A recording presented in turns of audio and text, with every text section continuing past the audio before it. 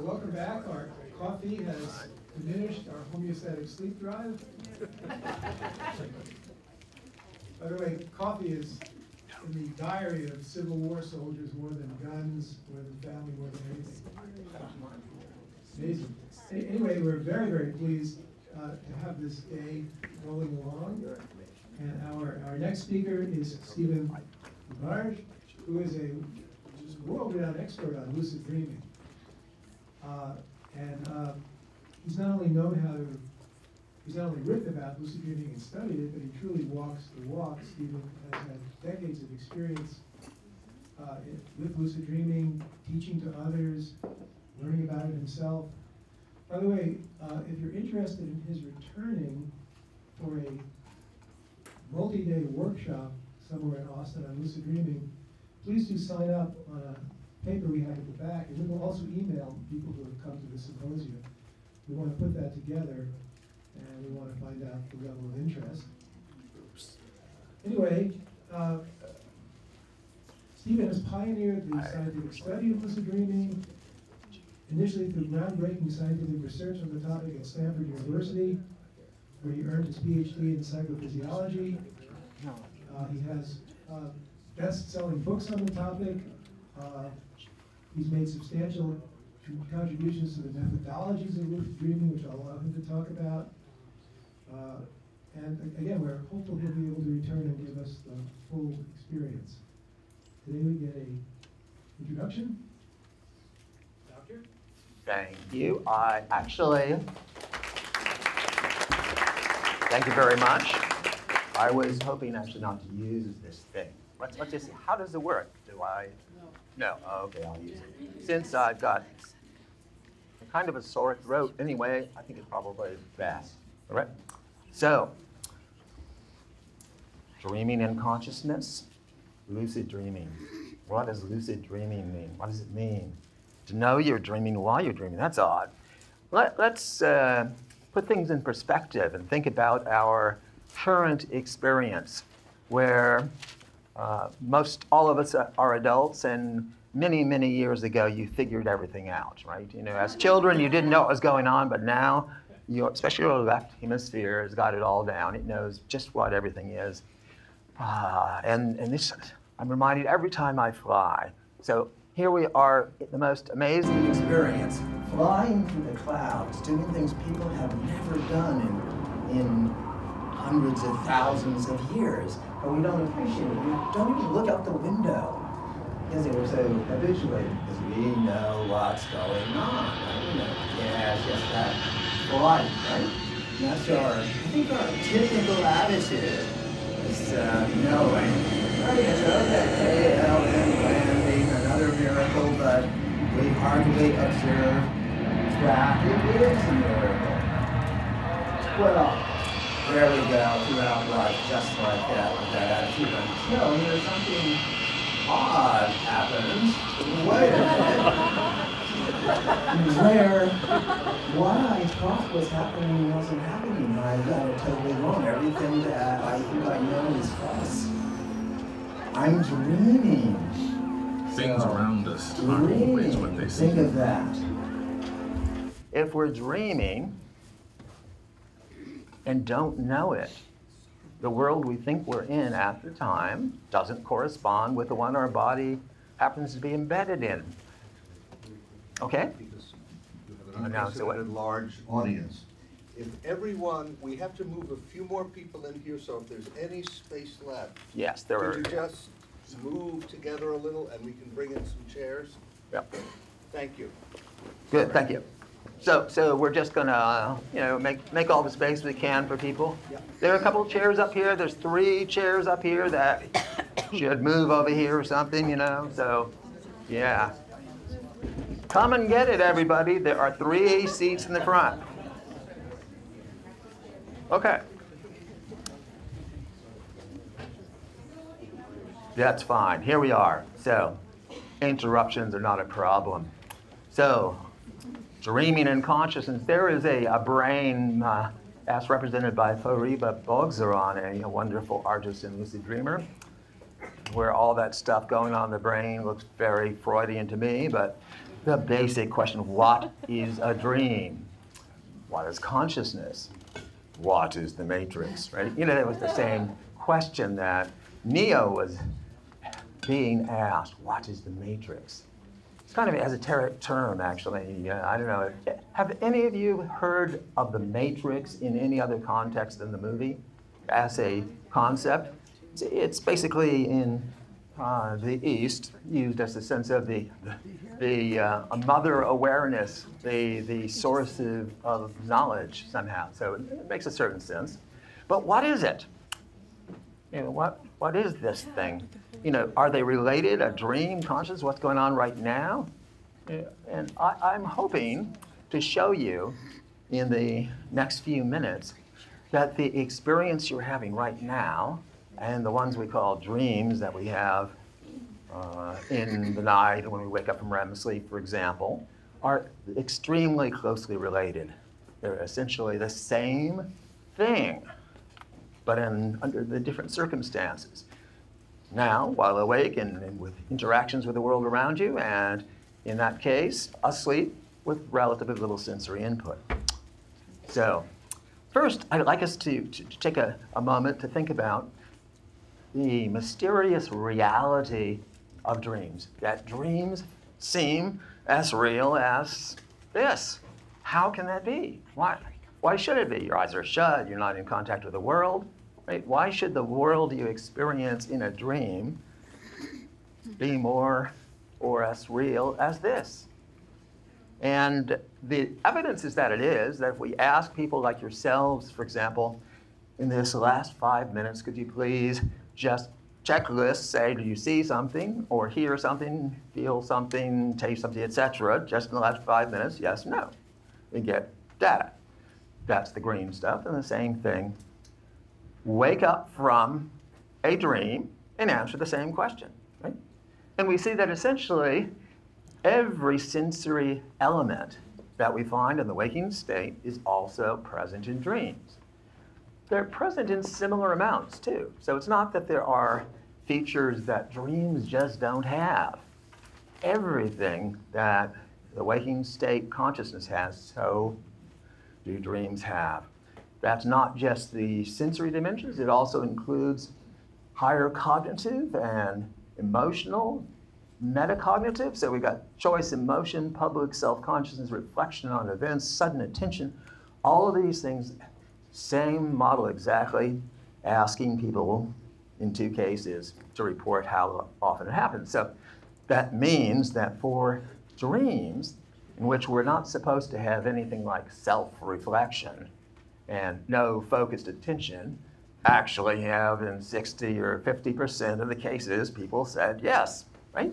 So there is much more complexity, detail, and realism, as it were, going on in dreams. So it's an interesting puzzle about consciousness. I think if we understand how this is so, we will certainly understand something about how consciousness works.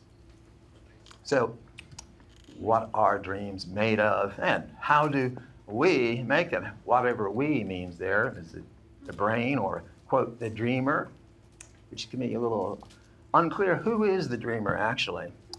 So here's one obvious explanation. That's we'll call that the mental stuff. You know, there's stuff going around, sparking in the brain, you know, and it's a mind at work. Also, got a brain, and that brain is clearly a part of it too. The relative balance of the two remains to be seen, but obviously, where else would a dream come from? Well, that's what you think, and some people would say, where else? Well, from the cosmic transmission station in Sirius. I don't know, but it seems that this is a good start anyway. Say, seems to have to do with your brain, and we've got plenty of evidence for that. So we've got brains, the electrochemical wetware, hardware, if you like to call it a damp sponge hard, you know, but the software, again, if you want to call dreams programs. You know, I'd assert that the brain is a device to dream, and that we dream in 2 different ways. In one, awake, modulated by the senses, and 2, asleep, not. So while asleep, what we dream is not being, well, modulated is a word, but influenced, constrained by sensory input. So instead, it's endogenous, it's what's inside your mind already versus what's going on in the world around you. So Emily Dickinson seemed to understand this too. So she said, the brain is wider than the sky. For, put the two side by side, the one the other will contain with ease, and you beside. So that she recognized that the brain somehow contains all of the experience. So the sky seems so enormous compared to what we think of as the brain, but somehow that experience is in the brain. And not just the experience of the sky, but the self fits in there too. A paradox, I think, is a very useful thing to bear in mind, is what we experience is not what common sense thinks. Common sense says, I look out of these eyes and I sort of see through windows at the physical world. That's what it is. Or if I hear someone talk out there, I hear physical sounds in the physical world.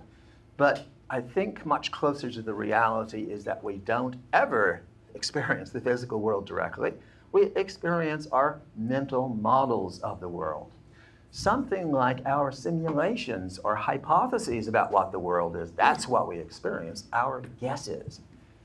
And so, dreaming or awake, you don't experience reality, but our interpretation of reality. So it's a guess of what's going on. Now, guessing just doesn't sound intuitively right. It's got to be stronger than guessing, right? You know, just guessing that that's a tiger, you know what I mean? You got to know it's a tiger, right? If you want to live to pass on genes that survive, you know, so. The idea now is that what we see, and perceive is the same thing, we hear, feel, perceive about the world, is the most likely interpretation consistent with sensory input and context. So whatever information we've got about the world there, plus the context, which includes prior knowledge about it. Well, just to show you the sort of standard view of neuroscience, I think, and I'm saying it's not the one that I think is exactly right, you know, but it's the way it's typically thought of today, is that there are two cats in a brain, okay, and there over here is our cat, the thing we call the physical cat, right? And here's a brain perceiving the cat thanks to the light rays bouncing off the cat object and impinging on the retina and somehow doing something in the brain of the person that amounts to, oh, cat. And there's the phenomenal percept of the cat, the experienced cat, right? Now, so it seems like there are two cats, huh? So there's the physical cat and the one we experience. Well, I'd like to just to make a slight demonstration of how sensory input and context or past knowledge interact in producing an experience of the world. To do this, I ask you to shut your eyes for a few moments, not yet, but it's just going to be about 15 seconds. And you need to have your hands free so that you can point in two directions, right? Okay?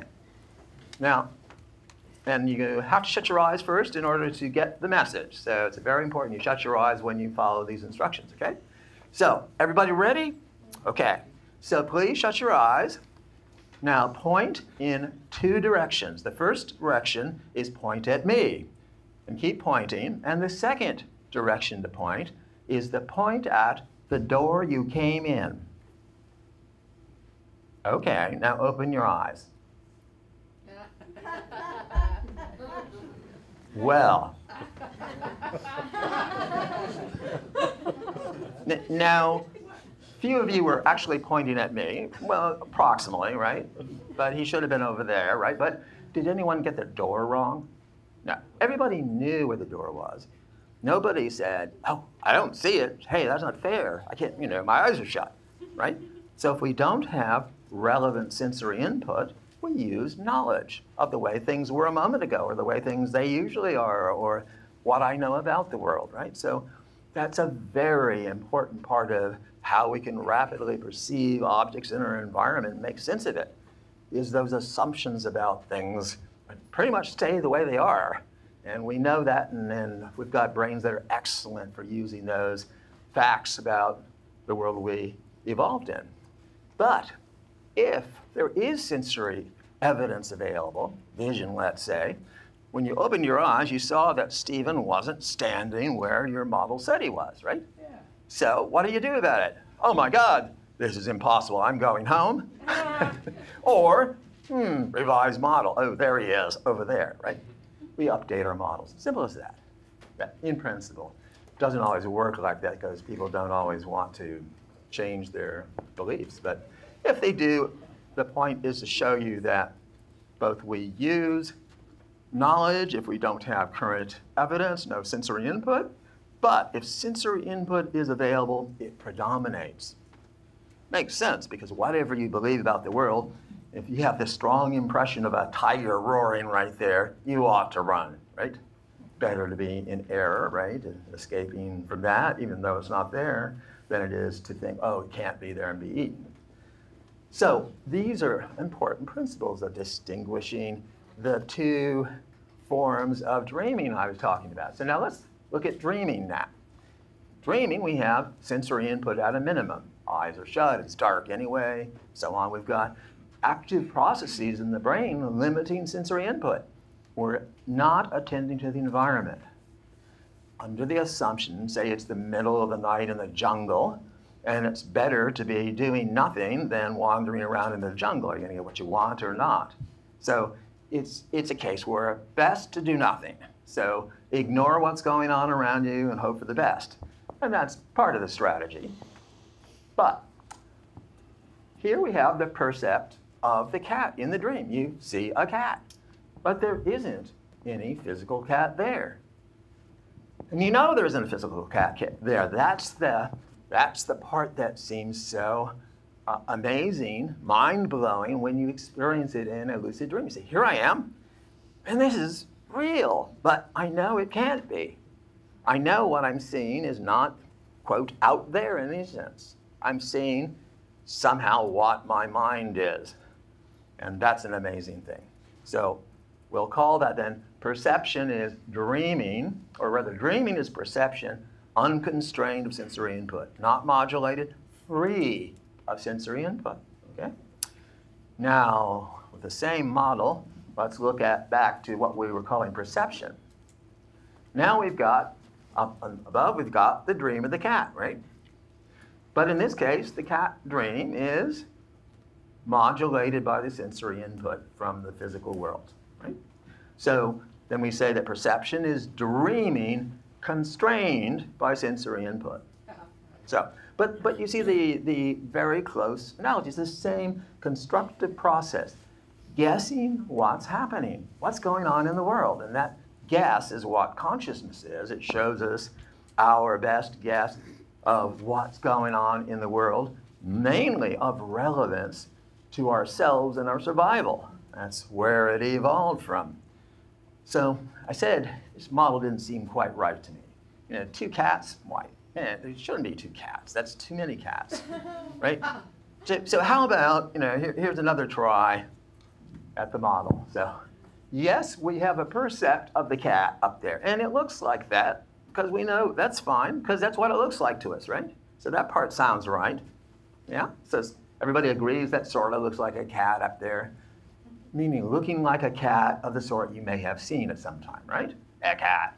But it's a phenomenal cat. It's a cat as experienced by your mind, a human mind with a set of human sensors and sensitivities of the different, let's say, visual senses. You know, you don't see the ultraviolet rendition of the cat in infrared, for example, but it's there, plus lots more. Now, what I'm suggesting by, instead of having another picture that looks like the phenomenal cat as a representation for whatever that unknown, you know, thing shot in itself, you know, that cat on sich, the one that is not knowable directly. It's whatever this physical reality we call. We don't really know what it should look like. Why should it look like the phenomenal representation? That's bound to our particular minds and our cultural understanding of things and so on. But whatever that thing is, we'll say X is simply going to stand for you know, a multidimensional reality of some kind that is unknown to us. So I said, so maybe it's one cat on the brain and one on the brain called physical reality. So the question of how the deep physics of reality and consciousness work together to allow this interesting experience of seeing cats, even though they're not what they seem, is intriguing, and there still is a big unknown. And it is still, we don't really have clear ways of understanding why it must be the way it is. So that means it's an open question. But I think we can see from this the connection between dreaming and perception, that they're really the same kinds of processes. So when we perceive, when you, for example, listen to what I am saying, you are listening and guessing what's the next word he's going to, everybody, say, sure.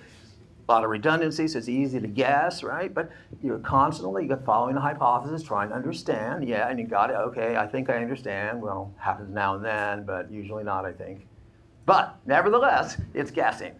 So we say that that dreaming is perception free of sensory input, and oppositely, perception is dreaming, constrained by sensory input. Now, it's an odd thing to call perception dreaming. Seems to me, anyway. So, what I think it's like. So why does it take the form? Why does it have this simplified form?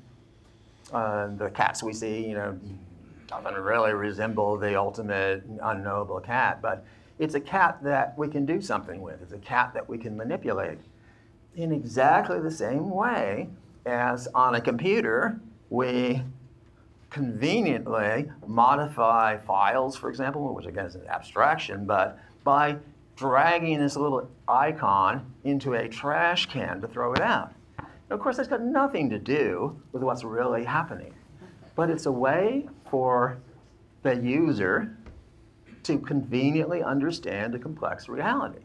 And here's another obvious example. So here's compare the user illusion, so comparing the computer's version. Here's the binary code, what the computer is saying here, all right?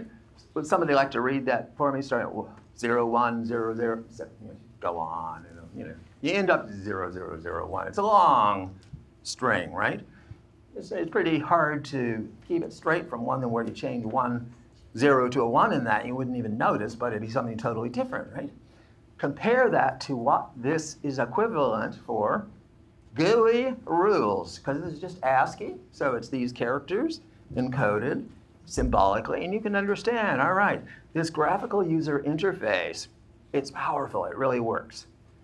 Much easier to manipulate than the brain's hardware. You know, that on the assembly language of the brain is beyond us totally. But we can manipulate this surface structure, these features, to let us get what we want and avoid what we don't want. So it seems plausible that that's part of the story of what consciousness is doing. So it lets us interact with an adaptively simplified dream rather than an impossibly complex reality. So we're saying here that dream is what consciousness is, the dream of something happening. As the reality is closer to happening, you mean isolated events, one thing is happening and not another, and not all others, not all things being interconnected, which seems to be closer to the reality, but that everything is connected to everything else is completely incomprehensible and unusable, you see. So that can't be the level of reality we try to work on. So we've got this really simplified version that has helped us survive, and that's an important standard, right?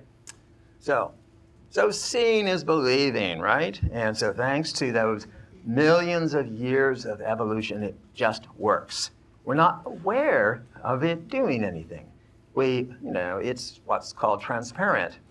We use the operating system. We're not aware of it being an operating system. So that's one of the reasons it's kind of not so intuitive about how consciousness works. I just want to, before moving on to some more about lucid dreaming and how to learn lucid dreaming and some particular applications, I just wanted to give a few examples of how this model makes sense by giving you some examples of dream work, so of perception as guesswork. So let's look at this really neat little demo. So look at the color B and A up there, right? So B, we've got this dark square, and A, a light square, right? No? You're saying it looks different? I'm not saying, what is it really? I'm saying, what does it look like? A is dark, and B is light. This is what I meant to say. Yes, this is lighter than that, right? Absolutely. Anybody that doesn't agree, they need to visit their ophthalmologist. Now, let me show you something.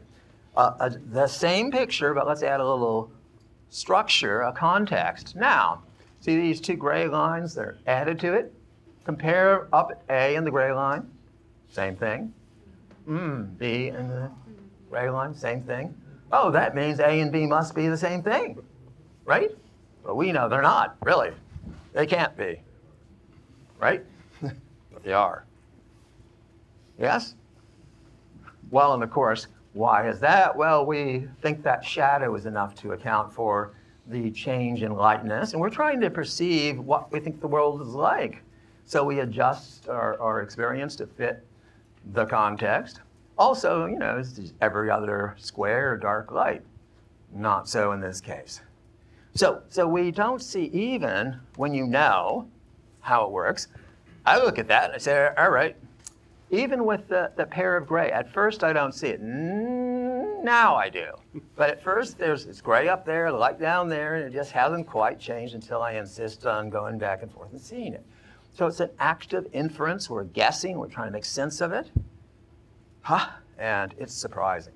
Now, of course, most of life is in unusual examples like this, so you don't notice. But this is exactly the same process that we're always using whenever we perceive anything. That's the claim. Here's another example. So all right. So you know you can get your Ford in any size you like, as long as it's the size it comes in, which is that one. But of course, it looks like this is a small version, the medium size and the big sized SUV, right? And they are exactly the same, of course, right? And you take my word for it, I could measure and show you, right? But they look different because of the strong bias that we have from experience that if you watch somebody walk off into the distance, they look like they get smaller, right? And the same thing. So we see if these are the same size, but that's far in the distance, it must be much bigger. Very strong, compelling reasoning. Fragments. So if you haven't seen this, what's it look like? Just a set of fragments. If I spill some ink on it, okay, now what is it? Almost. B's, yes. So 5 capital B's. Now let's say that our ink is invisible ink now, right, on those, right? Same thing, and so now you can see the 5 letter B's covered by invisible ink, right? So context, knowing the context can make a difference in what you understand about the world. And having the wrong context or not having a context means you just can't see it. We also have a strong preference for a simplicity, a gestalt, a single way of interpreting an image. So For instance, here we see a cat in the window, a glass of wine, pair of stockings hanging out the window, a plant on a shelf, and a curtain, all nicely placed to produce an odd perception of what? Of an impossibly naked woman. Impossibly because, her anatomy can't work. The legs are on backwards and hanging up. But still, there's the impression, right? Just the way we're wired. We tend to want to see a whole, something that fits together all at once, and that's easier to perceive than the actual elements that are there.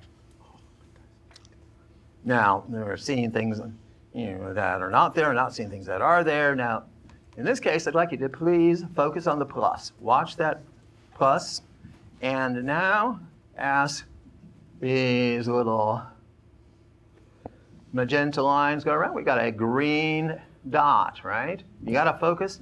Don't move your eyes. Focus on the plus. And you'll notice that the green dot wipes out more and more of the magenta dots, right? Yes. It's a powerful green dot, right? Yes. So I must mention to you now, though, however, the green dot isn't there. The magenta ones are there, but the green dot isn't. But somehow that thing that isn't there is more powerful than the things that are there. Isn't that weird?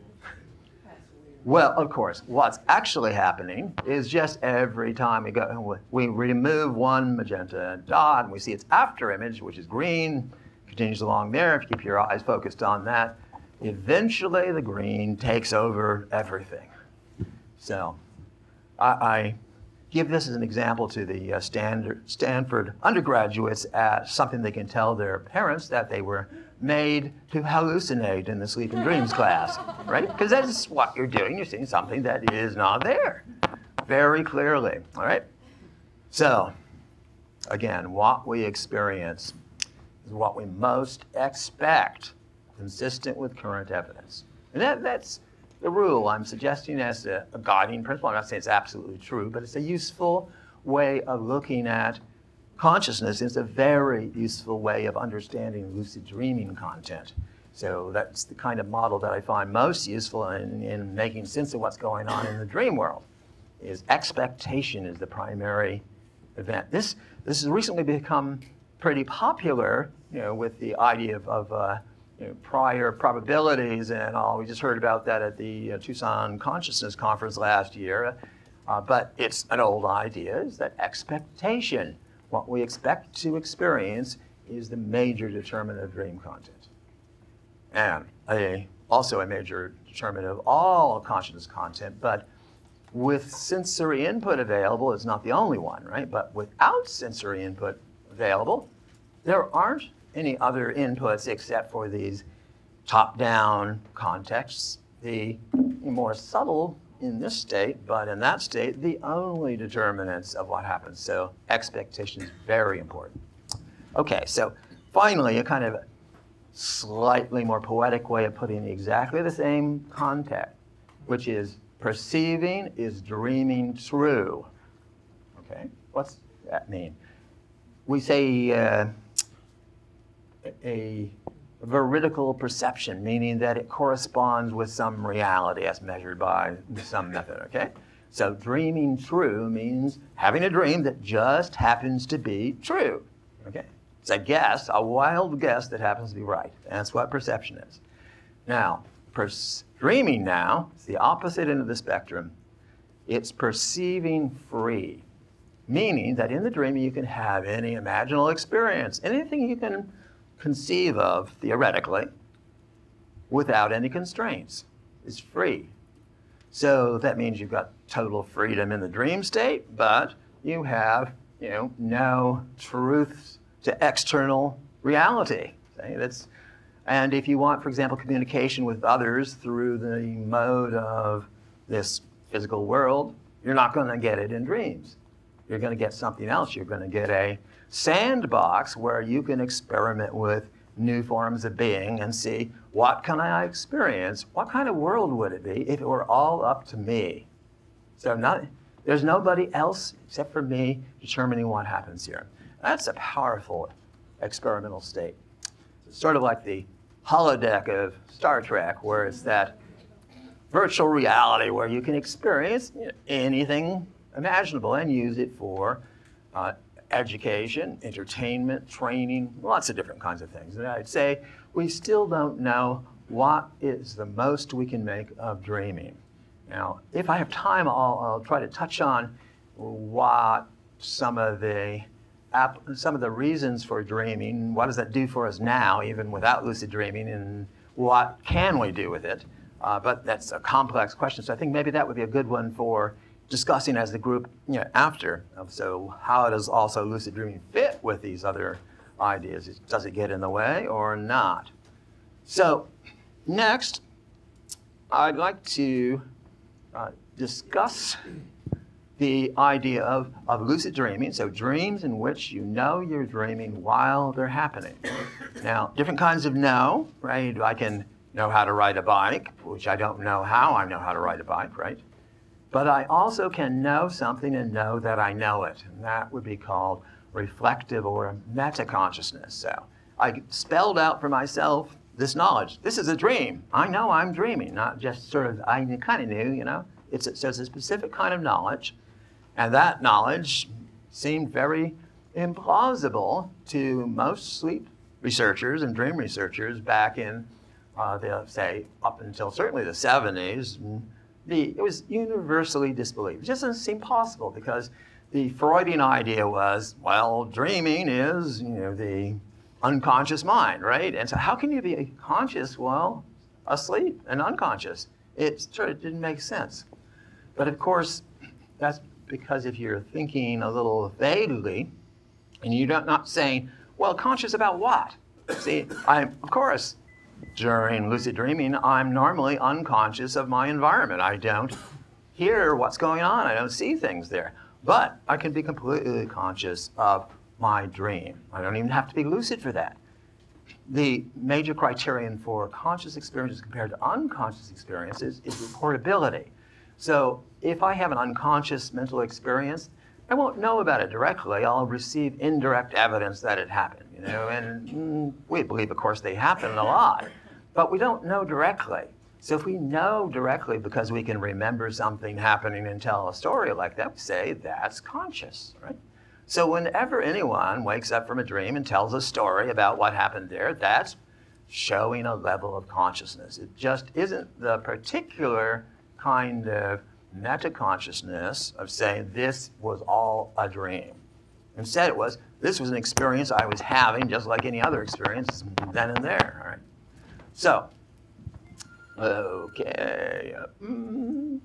All right, so how, and here's sort of the worst case with a philosopher. Philosophers are wonderful. They're not constrained by, empirical data. They can, right?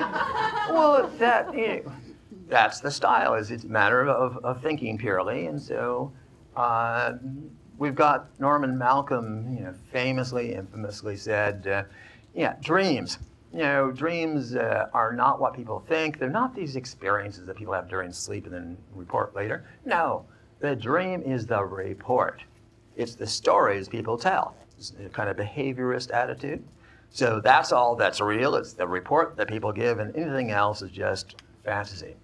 And so he actually treated the idea of lucid dreaming, well, could you say to yourself, this is a dream while it's happening? No, it's unintelligible. Just, an inherently absurd form of words.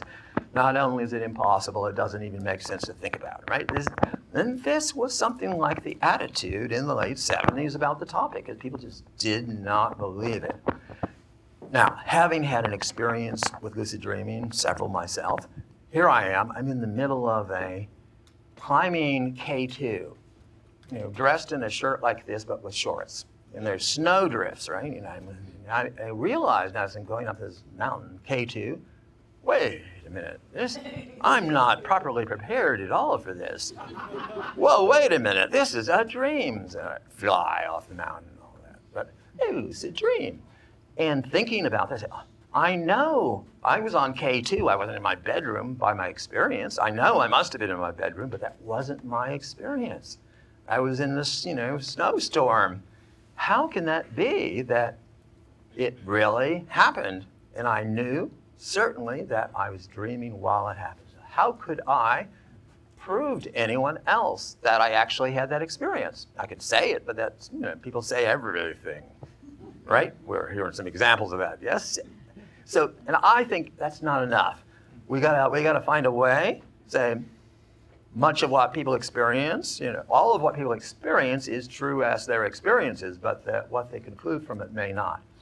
So here's the problem. How can we have a scientific researcher, that lion sniffing around the sleeping gypsy who is dreaming? How does the lion know what's going on in the mind of the dreamer? Is it possible even? Seems like another world. How could you do that? Happily, thanks to research that had been done in the 50s and 60s, we knew that under some circumstances there was a precise relationship that was observable between the direction of reported dream gaze, where a person was looking in the dream, and the direction measured, objective measurement from their electroculograms in the sleeping person. So here's a case of a nice, very regular and very unusual recording of left, right, 24 back and forth eye movements. And the dream report was standing at the side of a ping pong table watching a long volley. And then look at that back and forth. So and that doesn't happen usually. So most of the examples are not as clear as that. But it occurred to me to say, well, of course, I could look at my left ear and right ear and left ear and right ear in the dream. I can do it now. So knowing I'm dreaming, I just look over there, right? And so why couldn't I do something like that as a signal, meaning I know I'm dreaming? That was the idea. Now, here is an example of this working with a subject different from myself here. So this is, we'll call him Roy, and happened to be a psychiatric resident. And his report, woke up here and wrote out saying I became lucid, but I had 5 eye movement signals in the preceding part. Okay? So from those 5 signals written in his report, we can then match what happens here. First of all, look up at 1. So at 1 here at the top, whoops, that's 2. So yes, 1 here. There you can see a very clear lucidity signal. And now that's a left, right, left, right. So looking at left ear, right ear, left ear, right ear. So they're bigger than the other eye movements that you see right before that, more rhythmic, and easily distinguishable from the others. All of these signals can be perfectly detected with the algorithm saying it has to be that you're full scale on both channels within a certain 1 second timing, and you can predict every one of them, discriminate them from all the other eye movements. So it's a strong signal. So there he is. He's thrilled. I'm dreaming. Wow. Flying around the dream world. And about a minute and a half later, he wakes up and now makes the other signal. We have 2 signals. 2 pair, left, right, for I'm dreaming. 4 pair, for I'm awake. Right? So here he is, awake. Sleep researchers, awake? What do you say? No, it's the same state. He's still in REM. So what's happened, he's had a false awakening. He's dreaming he's awake. Okay, just as of course we all could be right now. Right? Yeah. Oh, I'm awake. I know that. Well, maybe. So he starts writing down his dream in the dream, right? And after about a minute and a half later, the technician, the dream technician, comes into the room and starts to tear off his electrodes. And this is back in the days of glued on with collodion. So, you don't just tear them off, and say, they don't do that. There's something wrong. This is still a dream. And at 3, having realized that he's dreaming, he starts to signal his lucidity. He says, left, right, left, right, left, right. Whoops, that's too many. Right? I meant 4, not 6 or whatever. So he pauses and waits a few seconds and then repeats the signal correctly. And there at 4, you see the proper left, right signal for lucidity. And then he dreams on until he wakes up about 110 seconds later at 5 and makes a signal for being awake. And we say he really was awake because he left us in this world a report describing all of that. Right? So we say, okay, that's the world he's in. So this was a wonderfully lucky combination of signals that tells us a lot. 1, 5 minutes before awakening, up there, sign that he knew he was dreaming. And it's all uninterrupted REM sleep for the rest of that period. You can't really see that from looking at it in this detail, but if you look in down the 5-second level, you can see, no, there aren't any intrusions of wakefulness that are obvious anyway. But he is lucid there. And then other people will say, skeptics will say, oh, well, these eye movement signals, they obviously, no reason to assume that they apply to any state other than lucid dreaming, right?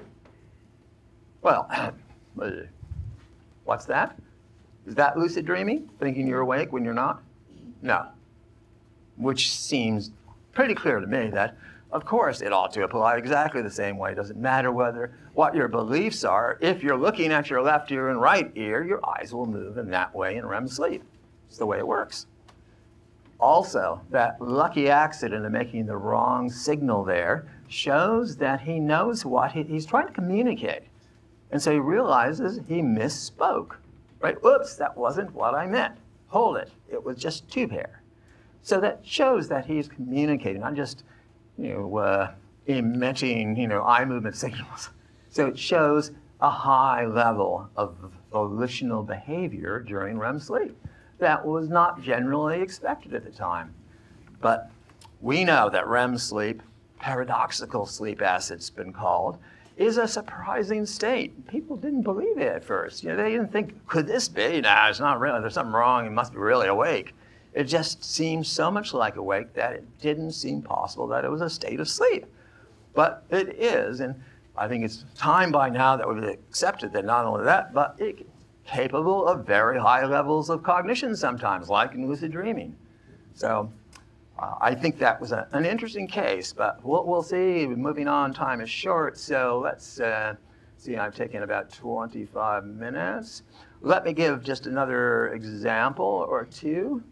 Right, so here's an example. So you can say, well, REM sleep is often a little ambiguous in determining when it starts and what's really REM and not. So here's what I think is, one of the most obvious examples of a lucid dream and what its stage is. And so here's the EMG, high, and just drops off here, and there's a spindle there, so we've got stage 2 sleep. And a sudden onset of REM sleep right here with rapid eye movements and even some sleeps. Up here we've got these sawtooth waves, which occur occasionally as a feature of REM sleep. And all of this is very characteristic of REM sleep. It's the onset of REM, no question. And I'd say 100% of people looking at that would agree, because it's rare to get such a clear example where everything switches on at the same time. Yes, there. And back in the dream world, the phone rang in the lab, it seemed. We had phones on the wall, we sometimes used for waking people up, but not in this case. It just rang and he answered it, and I'm not. I'm dreaming. Wow. He right away at the very beginning of the dream, and he makes a signal, left, right, left, right. He's so excited about having done this, of communicating to another dimension, basically, that he's done this, that he repeats it again, just carefully, yes, I did it, There's kind of a little bit of it irrational there, but it's the joy of the success of doing an amazing thing. So let's give another example maybe of a different sort of lucid dream initiation. Most of the lucid dreams we've observed in the lab, and that's maybe out of 150 or so we've got recordings on, and we find that about 75% occur, as we've seen, during uninterrupted REM sleep, where there's no obvious indication of an arousal, intrusion of anything. But there's another case called the wake-initiated lucid dream that does use the fact that there's a change of state. So here is REM sleep, and this is, I don't know, it's maybe 25 minutes into a REM period, and I'm the subject here, so I can tell you exactly what I was thinking at this point. I wake up here, and we can say awake, and look at what happens to the heart rate. You get this nice biphasic response, typical of REM, well, typical of all sleep awakenings, but certainly REM sleep. So we know there, you just woke up. I just woke up. And then it's lying in bed, from here to here is continuous alpha up in the record there. And the heart rate gives a sense that he's awake too. What was I thinking? I was thinking, it's 8:30 in the morning. I haven't had a lucid dream yet. You know, the night has passed. Uh-oh, right? So I'm worried because it's a social performance thing, you know. People have been, hey, we're up all night watching my sleep for me to have a lucid dream, right? So there is a social component to it. So that's what I'm thinking. The next thing I know after that is suddenly I'm flying above a field. And I see down there, you know, a field of flowers flowing by, and I, wow, this is it. This is a dream. And there you see, right at the onset, about here, there's a skin potential response, an emotional sweating response, plus, again, a heart rate response that is similar to the arousal response of the awakening, but not as intense. So we have physiological and autonomic nervous system indications of the orientation response, the surprise, the excitement of, oh, this is a new state, you know. And it's really quite clear, and then there's the lucidity signal, a pair of left, right, and then carried out a particular task. And I guess I'll talk about this now because I was going to talk later about the task, but just in context, we can study not just the physiology of the lucid dream by this method, but we can also ask people to carry out experiments in the dream. So in this case, we wanted to compare singing versus counting to see the hemispheric lateralization that would go with the dream state when you're carrying out the two tasks. So between 3 and 4, we have, of course, row, row, row your boat gently down the stream. Yeah, life is but a dream. That's what the first one was. That's the singing part. And the second one was an estimation of 10 seconds. 1001, 1002, etc., counting to 10 there, and then the third signal. And that was the comparison. So two different, between 3 signals, you got 2 different tasks to compare. And that, by the way, amounts to about 10.5 seconds of time for doing that. And once that I finished that, I remember doing a kind of virtual cartwheel. Again, it's exciting to succeed at remembering this task and carrying it out, and it's a sense of accomplishment, you know, that you've actually been able to do this, to overcome the usual barriers of amnesia in the state, and done this.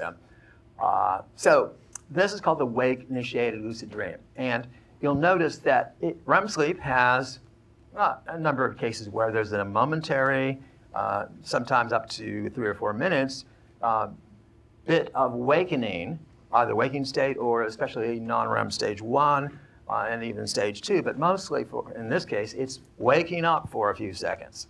You see, if you wake up from a dream, okay, I was just dreaming a minute ago, now here I am in bed. I'm lying here in bed. I am therefore conscious of what my state is. I'm reflectively conscious. I'm awake in bed. And so if a second later I'm in a dream, it's pretty easy to notice, oh, no, I'm not. I'm in a dream. So there's a kind of carryover that makes it an easy way to induce lucidity.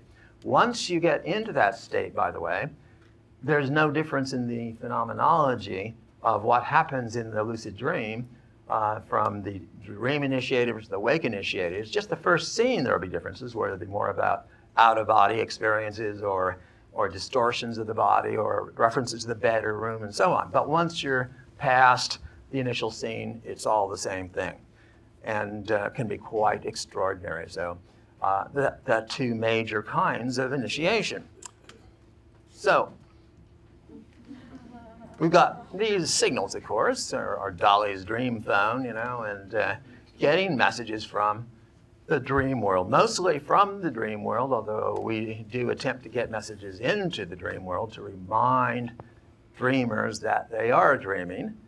And I'll show you some examples of that shortly. But here's an example. In the early days, we did two different kinds of eye movements, or two kinds of volitional signals. And one was the eye movement signals you've just seen.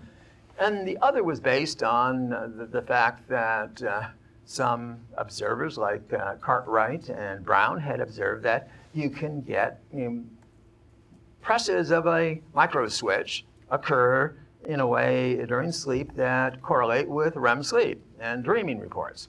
But these didn't seem to be voluntary. They just probably, REM sleep should be called twitchy sleep. I mean, it's, you got a lot of twitching going on. And so we actually used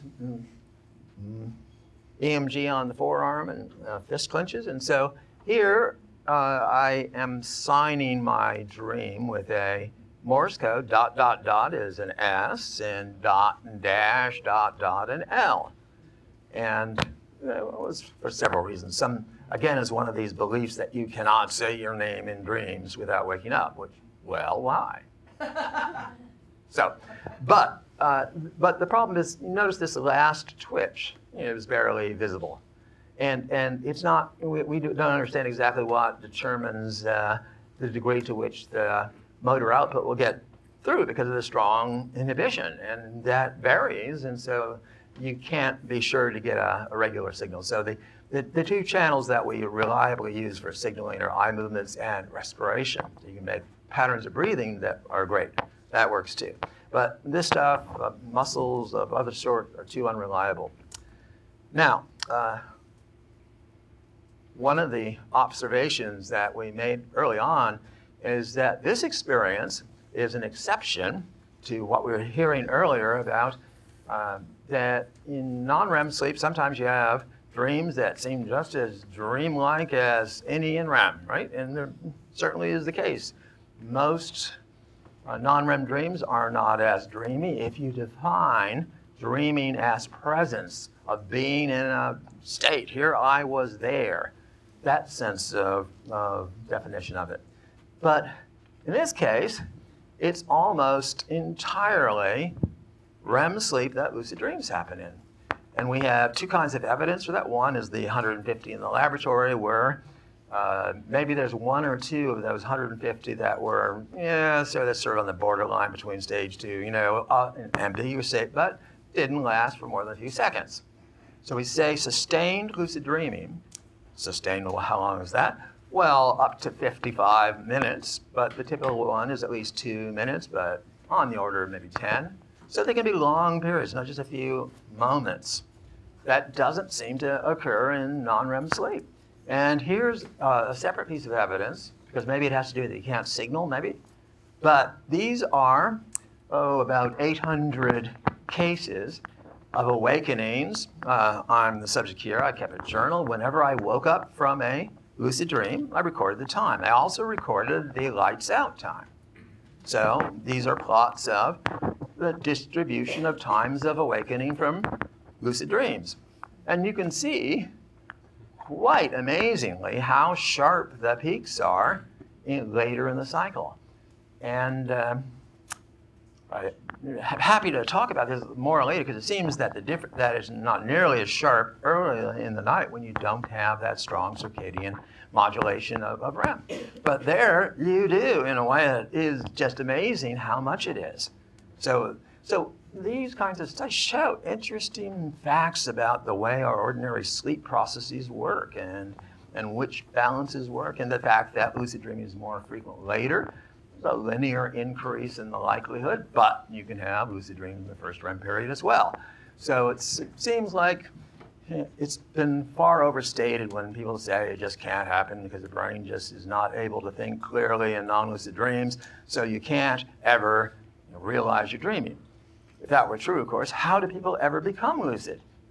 So, for example, Alan Hobson has this idea that lucid dreaming, your frontal cortex is working. Non-lucid dreaming, it isn't. Okay, but isn't it in non-lucid dreaming that your frontal cortex has to work in order to become lucid? seems like that to me. So it doesn't make sense. It doesn't hold together. And it's because some people just don't like the idea that dreaming is as much like waking consciousness as it appears to be. Freud didn't like it. Freud thought secondary process, primary process, completely different in dreaming and waking. And likewise, anti-Freudians think the same thing. So, well, there's, of course, by the way, the same pattern I've just matched it to fit, the best fit to these different REM periods and with a simulation. And it's a very neat match. We've also found that the distribution of where the time into REM periods that lucid dreams occur. So here, this, the black dots, the sort of straight down line is the survival curve of REM period durations or REM bouts, how long they are. And that makes sense. Do lucid dreams follow that same curve? They would if they were absolutely random. If they happened anywhere in REM for no reason, right? They'd show the same kind of pattern. They almost do, except for they have fewer lucid dreams at the beginning and more at about 8 minutes. And that corresponds to the eye movement density pattern. There's a change in the amount of activation of the brain. So that turns out to be something useful to us, and just have to move along quickly here, but we took 76 lucid dreams, lined up to time 0 with that eye movement signal there, and then measured autonomic physiology, the respiration rate, for example, and finger pulse, and emotional sweating, and the eye movement density, and so on, to say what happens at the onset of a lucid dream. And the answer is that the brain is already more activated than it is on the average, but it then stays active to a larger extent. So these are the time zeros, and these are all standardized and averaged among subjects. So it's a really conservative measure of, even though we had 75 lucid dreams, we only used N of 13 for 1 per subject, and get this obvious pattern. Like up in the top, in the 30 seconds before the lucid dream begins, there is a significant elevation of REM density, activation of the brain. So that says that the brain has to be more activated than it is on the average in REM. But it doesn't take anything more special than that. It occurs at least once per most REM periods that you could be lucid if you had the mindset. But that's another question. All of our indications show that the REM sleep that lucid dreaming happens in is not sort of almost awake, but it is a paradoxically intensified REM. So here's an example that first shown by Dr. Berlowski back in 1989, that the H reflex, which is a measure of the spinal reflex excitability, and it perhaps a correlate of the paralysis of REM sleep, but shows that in the waking state you get this, I guess you could think of it as the knee-jerk reflex, something like that happening while awake, but in REM sleep that's suppressed. But it's suppressed to varying degrees, 3 times more than waking, but here at the onset of the lucid dream, it goes completely flat. So there's a full suppression. So that says that the lucid state is somehow a paradoxically intensified state of phasic REM. So we don't really know how that happens, but it's an interesting case that it seems very clear that it does. So all right. So we want to apply what we've just talked about to learning lucid dreaming. How do you do that? So one thing I should note that before doing the study for my dissertation project at Stanford, I needed to find somebody we could study in the lab who could have lucid dreams. And since I didn't know any at the time, I decided I'm going to be that person, and so I'm going to learn how to have lucid dreams in the lab. So that was the challenge. I presumed it could be done because Hervé de Saint-Denis, for example, did so back in the 19th century. So why not? And so in 1980, I published an article about how to do this. And basically, there are several ways you can know you're dreaming. You can reality testing. You can try out something that might tell you you're dreaming, like hit the hammer on the glass and whoops, the hammer breaks, then maybe you figure that this must be a dream. But the key is setting intention, prospective memory, remembering to do something. So to go to sleep with the mindset that you are going to remember to notice when you're dreaming. So that's why we don't normally. We have the mindset to get a good night's sleep, for example, or just, or maybe even remember our dreams. But we don't normally have the mindset to notice when we're dreaming that we are dreaming by observing, look, there's a weird dream-like stuff. That means I'm dreaming now. And there's something I want to do, and here it is, and I'll do it. So that's a different mindset, but it's memory, and it's once you understand exactly what it is, it's pretty easily done. And then here's, in the 3 years of my dissertation study, I went from having lucid dreams about once a week using something like auto-suggestions, which was, tonight I will have a lucid dream. Says, one part of my brain. The other one says, oh yeah? How? You usually have lucid dreams, so what are you talking about, right? So that method works better for some people than others. But after about, this is my dissertation proposal, really caring, motivation matters, right? First time in the lab, right? So again, motivation comes and goes. But around 15 months, I noticed that some nights, this is just easy. Some nights it just happens. What's happening when that is? Oh, I'm just remembering there's something I want to do. Now, remembering something I want to do is a normal ability that, it's not strange. I know what that is. I can see how I do it, right? And so once I got the proper mindset, then I developed ways of supporting that, of mainly practicing visualizing the dream I was just in, waking up from REM period number 1, there's a dream. And I would say, yeah, here's a dream. Okay, I could have noticed here that I'm dreaming, and I am noticing now. And next time I'm dreaming, I'll notice, I'll remember to recognize. And that was basically it. And I could do that in the second and third and fourth REM period of the night and so on. And so gradually, as soon as I got the new mindset, it went up from there to the point at C, when I could have lucid dreams volitionally, meaning that on any night I wanted to have a lucid dream, I could. And that's all I was aiming for, not all lucid dreams, just volitional, something that's within my abilities. So I knew how to do it then, and I sure didn't know how to do it back then when I spent 7 nights in the lab with 1 lucid dream, And if, obviously the motivation was very high, but I didn't know how to try. Whereas after that, it was more like 18 out of 19, so it would almost always work. So that is a method, the mindset of remembering prospective memory. So, and this is now very well studied, by the way, prospective memory.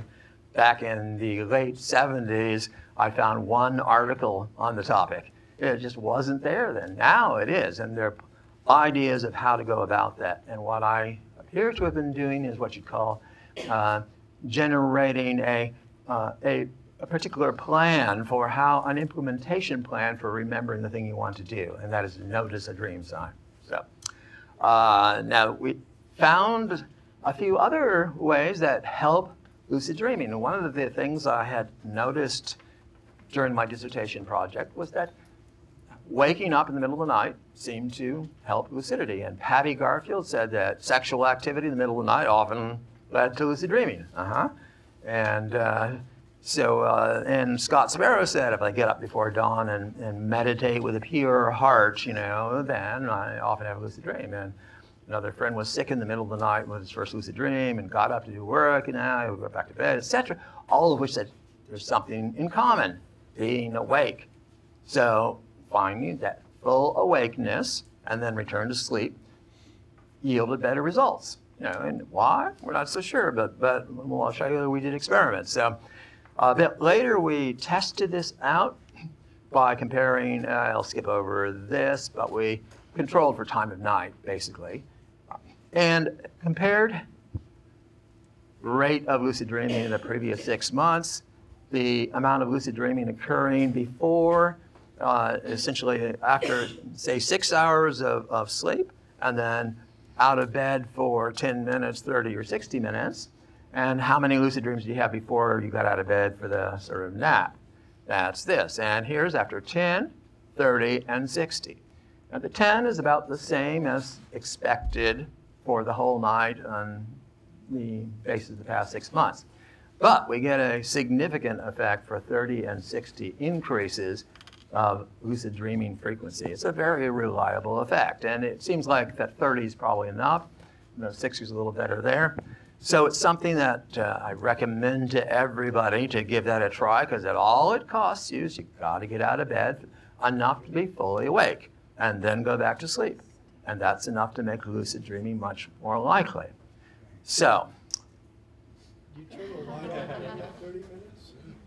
I don't know whether it matters, but it's a good question, because one of the things we don't really know is what's the optimal activity during that period of wakefulness. We know wakefulness matters, and certainly there are lots of possible ideas of what's going on, but normally it seems that we want to do it after the third or fourth REM period. And you saw the pattern there with the first three. There's something different happened after in the last half of the night, and that's when you want to practice this.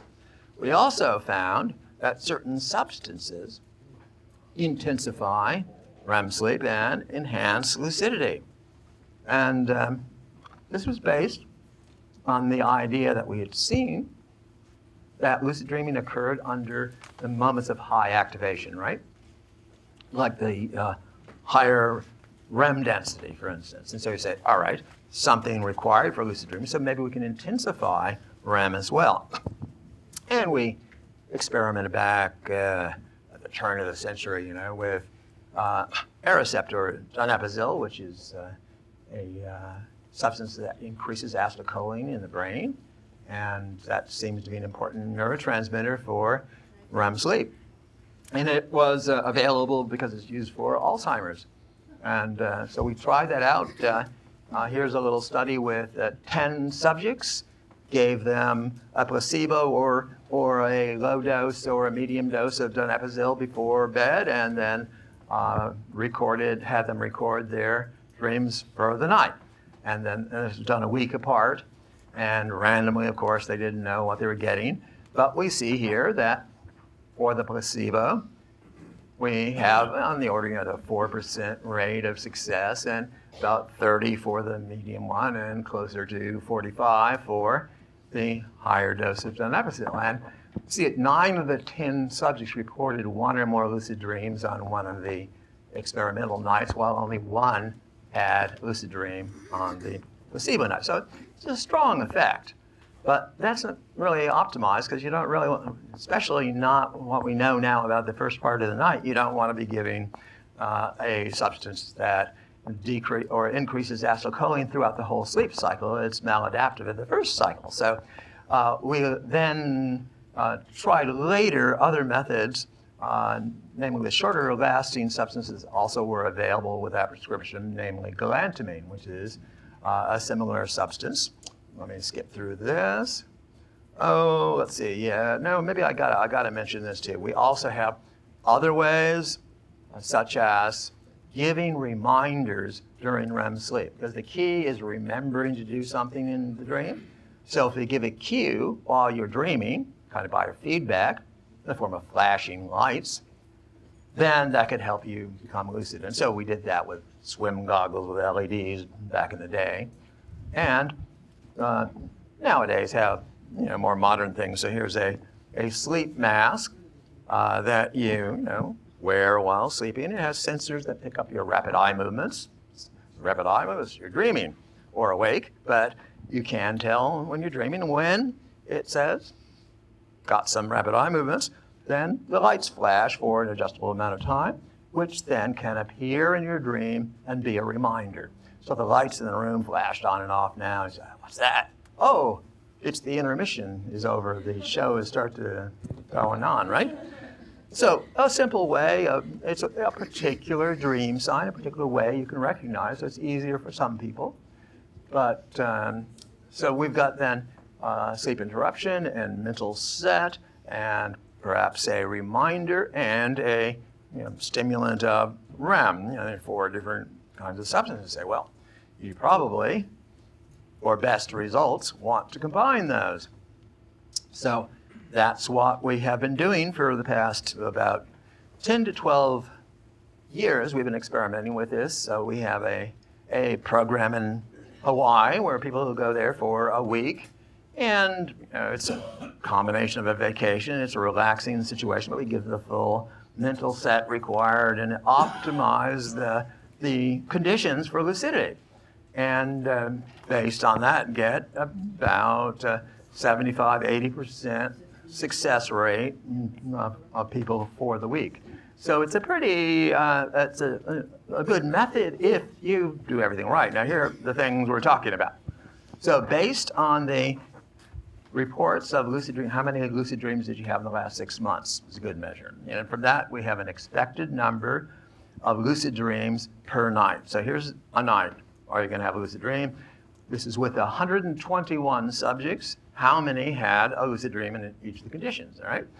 We would have expected 3% approximately. It's about 1 a month was the frequency of lucid dreaming. So placebo now is actually not just a placebo, it's all those things I've mentioned. It's the mental set training, sleep interruption, in some cases use of a reminder with a Nova Dreamer and so on. But if they did any of those things, they did them for all 3 of these conditions. And then we gave them a set of capsules on each night, labeled A, B, and C. And they don't know until after the experiment which is which or what even.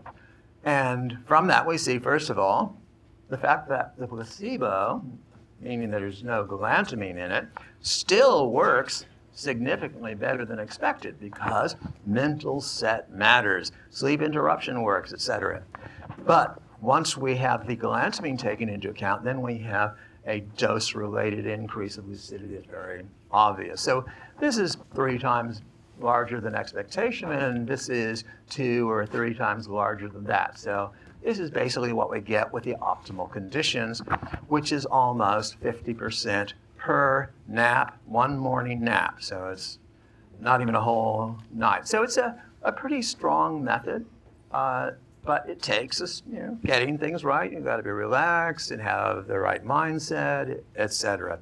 But then it's more accessible. So finally, I'm going to just spend a couple of minutes just to show you a little bit of the experimentation we've been able to do with the lucid dreaming paradigm of having people going into the dream world on a mission, as it were.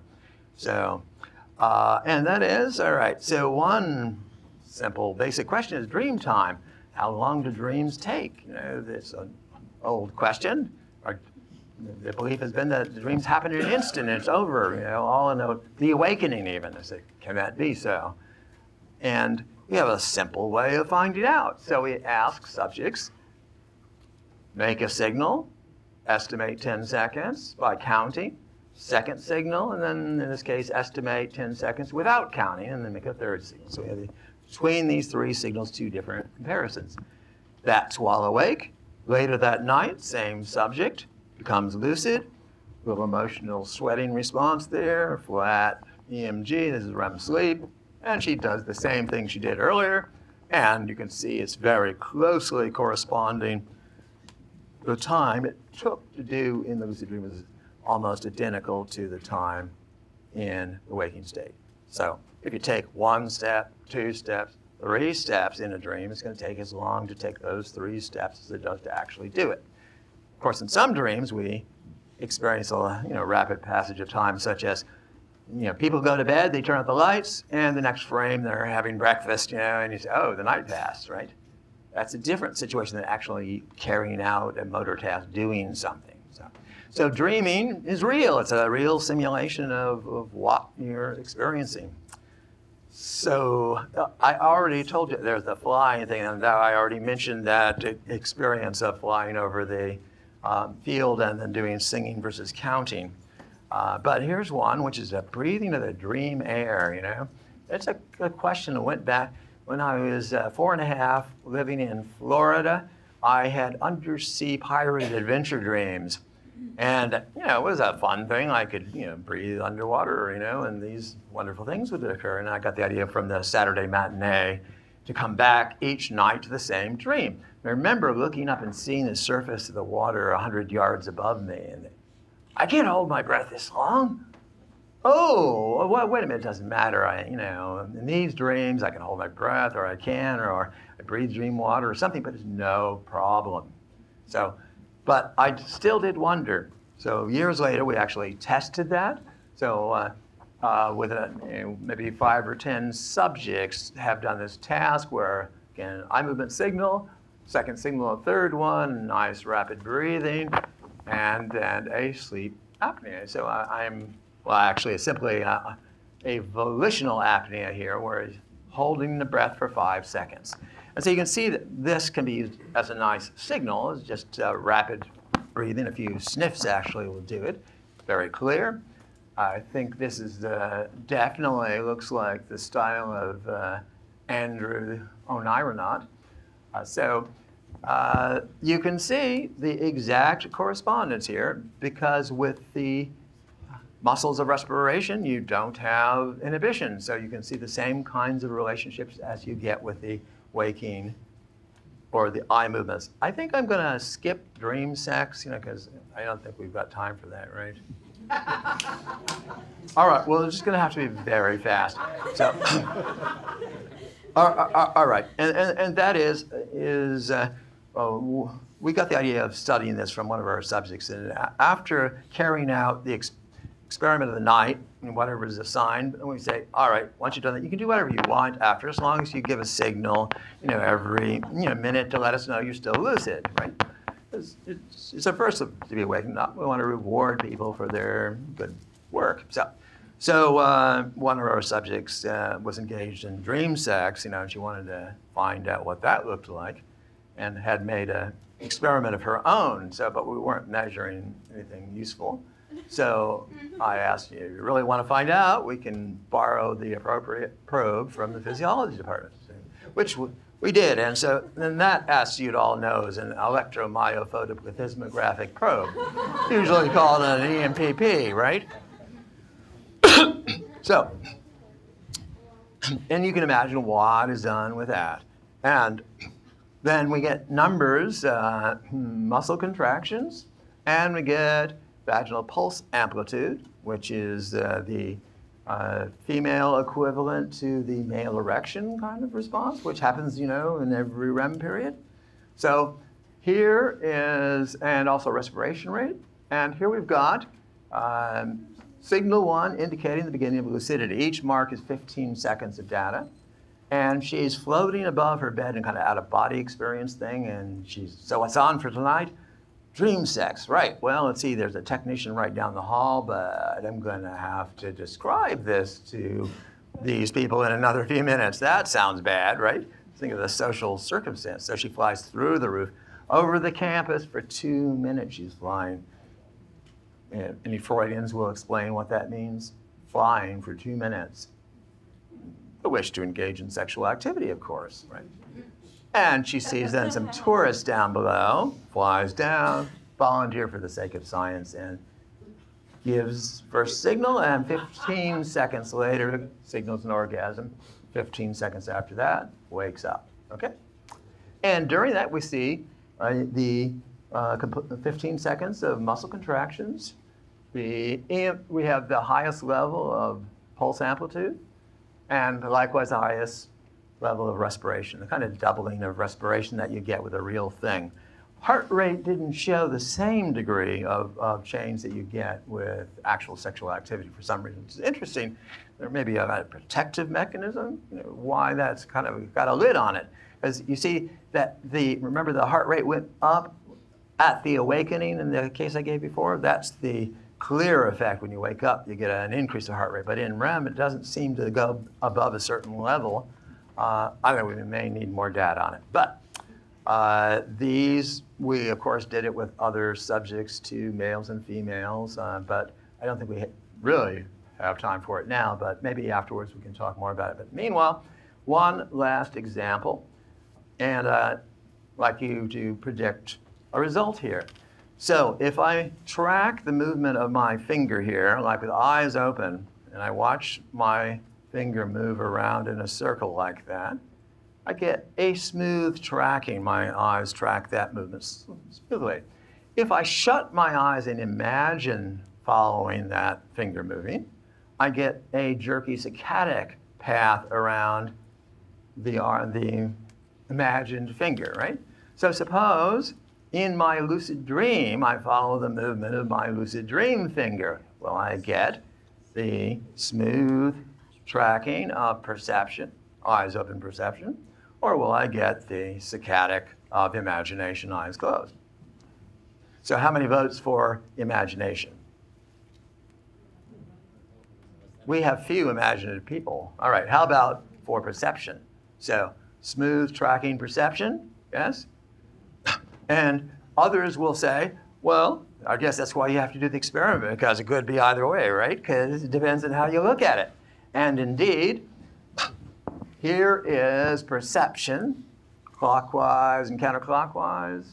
And here is imagination, these jerky pathways. And here's in between that, much closer to perception, is lucid dreaming.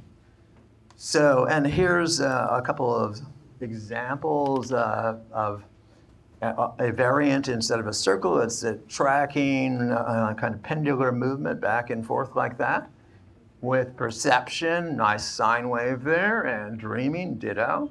But imagination, it's a constant, bit of saccadic eye movement. So we can quantify this, of course. And we find that when we measure the, for example, average velocity of the movement, we get, and then classify based on perception and imagination, and draws the line here, and we can distinguish 95% of the two cases that way, say, and have an error or two. But by the same equation, discriminated to, it gives 100% perception for classifying dreaming. So it says that dreaming is very much like perception in terms of vividness, right? So the perceived detail and realism is very high, and that fits subjective experience as well. So this is a kind of way that you can actually address, what philosophers are all on about at the moment. Like you can see an example in for example, Vent's book or Evan Thompson's book. Especially Evan makes much of it. This is not a controlled hallucination. It's imagination somehow. But these are just ways of looking at experience. And here's evidence suggesting that dreaming is really more like perception in terms of experience. We're not, when we're having a dream, we're not saying, okay, now I'm going to imagine something. We think we're perceiving, right? We're just seeing things. So it's more phenomenologically like perception. Here's an interesting case where we had some of our subjects, while they did the same kind of tasks, tracking back and forth like that, in the imagination condition with relatively poor tracking, perception, excellent tracking, and dreaming, good again. So suppose in her dream she shut her eyes and imagined in the dream.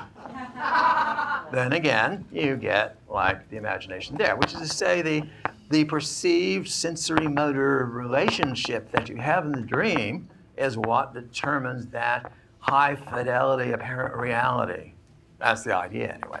So it lets you do, you see, if you didn't have lucid subjects, you could never do this experiment. There's no way, because people have to know that they're in an experiment and that there's something to do, that there's a task. So the basic use. So as for, there are many potential applications, but since I'm aiming to end in about 1 minute, that I am going to just say, well, there's things ranging from creative play to, it's the, as Walt Disney says, kind of fun to do the impossible. And that's what it's like, to fly and to do things that you just can't do in this world. So sure, fun is important.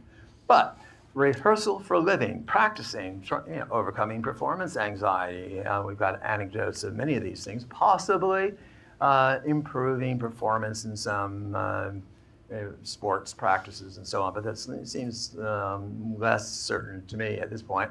creative problem solving, healing dream, study of consciousness especially, and that's one of the strongest applications. And there's also one, I had mentioned, the idea of dream yoga, and that that the Tibetan Buddhists have had a practice for 1,000 years of using lucid dreaming as a spiritual practice, of understanding the fact that all of experience is somehow mental, somehow only in the mind, not outside. And that gives a different perspective, a different worldview. That's important.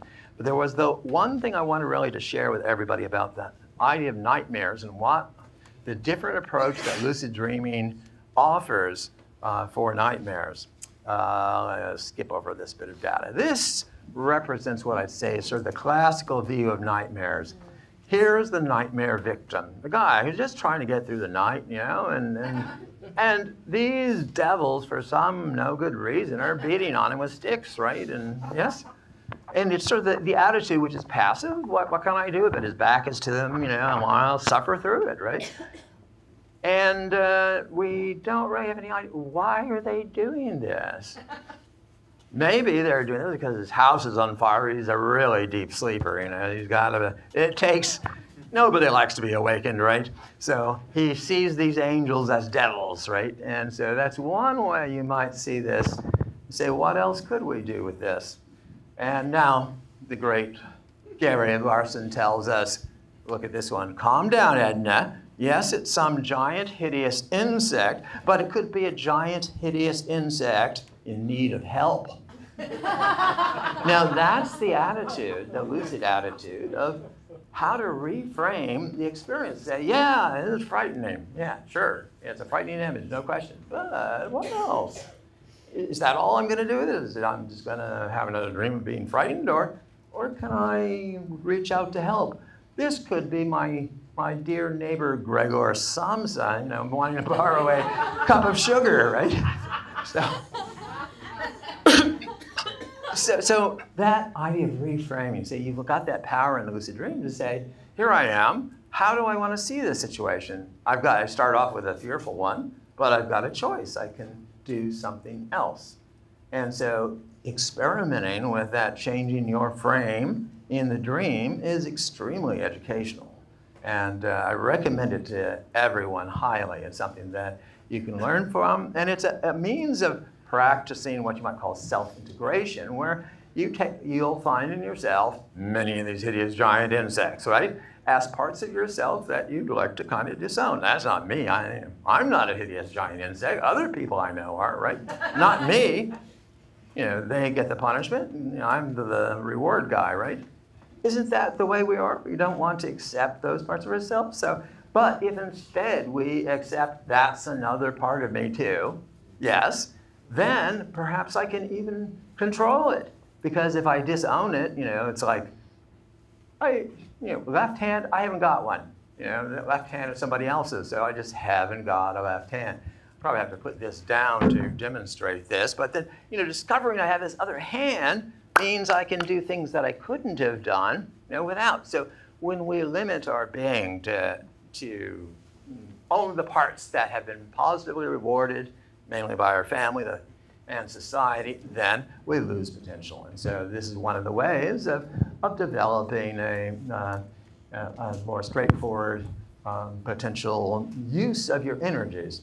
Now, a typical example of what people do, I think, with the most common experience of a nightmare and a lucid dream is okay, I'm trying to get away from this, and on, because I realize, oh, it's a dream, and with relief, I wake up, right? Isn't that sort of the cliche?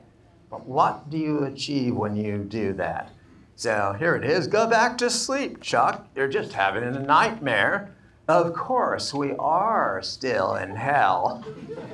You see, because, you know, where is that going? It is not going away. It's the attitude that you've got. And, you know, you're not looking at it for the moment. You know, you've turned away from it, but it doesn't fix it, right? You still are in hell.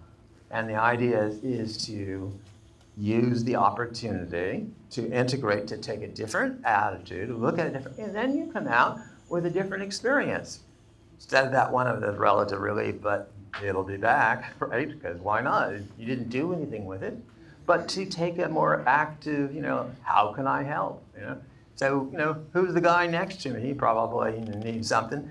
That reframing gives, you've got a different something in your heart, and you then have a different dream.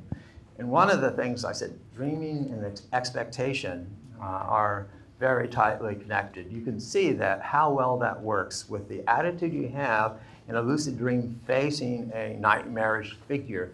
You can see how immediately it changes. The moment that you change your heart, the way you look at it, they stop being hostile. It's like it's a place where Christianity actually works, that your friends become, or your enemies become your friends the moment you love them. And not true in this world, because they don't even perceive it. So, reframing, and we do have to go deeper. So, and here's, of course, the dream in the dream in the dream in the dream leading to our ultimate transcendence, let's hope. Yeah, all right. Well, so I think that's probably a good spot to stop for now. So, yes, thank you. Yes, okay. All right, so yes. Yes, please. So, I started reading your research when I was 10 years old. Yeah. And today I'm interested in researching psychedelics and psychotropic breath work. Okay. And I wanted to know how you were able to secure the funding to do all of this. Who is interested in funding this kind of thing? Oh, well, times have changed, fortunately. And I'm sure it's much more possible than it is now. But, at the time, it wasn't at all. In fact, how did I manage to do any work on this in the 80s, for example? There was no research funding. All of the funding for dream research had just disappeared, just as suddenly, that's it. Especially maybe if you had an ongoing project, you might be able to get it to continue, but no new research in that area at all. And we applied to NIH for, looking into this interesting new state, and got a pretty,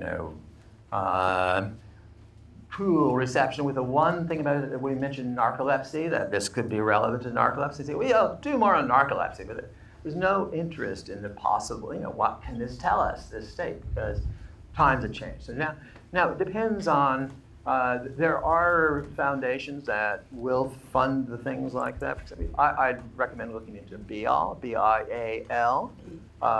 They're pretty flexible. They do very standard psychophysiology stuff, but they're open to parapsychology and so on. So look around. And times are different now, so there's a lot more interest in consciousness.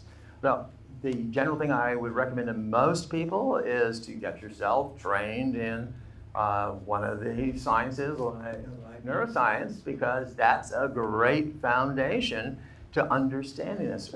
We were talking last night about the wonderful situation we're in today of having all this knowledge from the East, that is the thousands of years of careful observation on the part of introspective people. But they didn't have a brain science. They didn't have machines for observing that end of reality. So now we can bring these together, and I think that can really do something new. But it takes a certain training to do that. So I recommend that. But good luck to you. So, thank you. Yes? If there was any subset of the population that are unresponsive to galantamine? The question was, is there some portion of the population unresponsive to galantamine or experiments? And really, our sample size is not big enough to answer that, because we're talking about the N of 121. We actually probably given it to 300 people. And the results are similar, that most people it helps, but we don't know yet whether some people it just doesn't for some reason. But it's relative, because say you probably would need to give it to someone, once a week in the right conditions, 10 times to get a measure. Well, it really doesn't work for that person. Instead of a single 1 or 2 samples is just not enough. There's way too much variability in response. So, why? Have you had experience that you think it doesn't work for you, or? From what I've experienced with the drug, I can't really convey. Okay. And well, part of it is taking it at the right time, being awake, allowing it time to take effect. So staying awake for 45 minutes, after you take the capsule and going back to sleep with the mindset to be lucid. That's the circumstance in which we got the results we described. In any other form, who knows? So you really got to do that as well. So you just take it, for example, especially at the beginning of the night, no sale. So you got to be careful following the directions. And we're going to have a description and probably an experiment on lucidity.com for trying this out with the special instructions on how to do it properly and to get the best results. And if you're interested, please sign our mailing list and we'll tell you about it. So, because we really need to do more experimentation with it, because it's interesting questions of what does it take and what differences are there in the experiences I've lucidity. Yeah. 2 more questions. Yeah. Okay. So 2 more questions. One, but first, yes.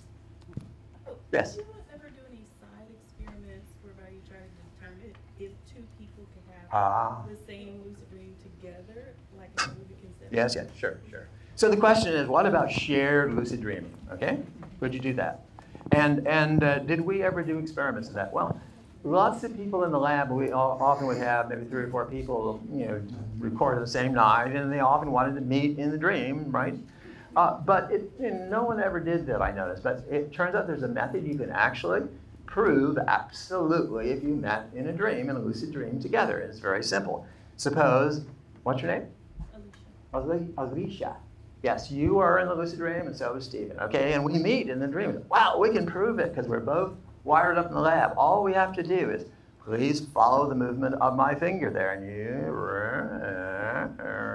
and so right, left, and what should we see over there? Exactly the opposite, right? And that would indicate we are interacting in a world together, and the same evidence that we have that we're here together. But that's what it would take. Any other evidence is mixed with things like telepathy, right? You might know about it's the difference between a dream theme and a dream scene sharing. So in the case, if we actually got the movement there, we say we really are sharing a scene. So it's something that oddly enough is experimentally testable. So, so therefore it's not nonsense. But the thing is, if you want to share a dream with somebody, I'll tell you there's a way to do it. See, it's simple, and in fact, it's happening right now. You see, each of us right now has a dream in our brain, right? I'm dreaming what is experienced. That's what I was saying in this lecture, right? And we each are dreaming together. We're somehow sharing this dream. So it's the one case where we know it happens. So given that, it could be there are other cases in the world, and the world is big, many things we don't know, so it's possible there are other states it could happen in, right? So okay. About over here. I'm wondering if you have had any interest in studying this in populations of children? Sure. Well, I think that's really important, and I think children have the capacity, and why not? And I think it's something especially useful for teenagers, that if teenagers have this ability, they can do whatever they want to try. They're fully in control, never mind what the adults say. Right? Isn't that something that you really need to have then? So nothing's safer. Yes. If it went. What about patterns in dreams? Yeah. You mean content? Content where you have a similar dream over and over and over again. Sure. Well, let's say recurrent dreams. And what I'd say is, remember what the major determinant, I say, of dream content is expectation. So suppose I have, just imagine the experience. I'm walking, down a pathway and I fall into a pit. Yeah, oh dear, And I say, I don't want that again, and I'm going to avoid it at all costs, and I want to forget about it. So later, I find myself in a dream of walking down a path. Now what is likely to happen? I've got an expectation now, right? Because what happened the last time?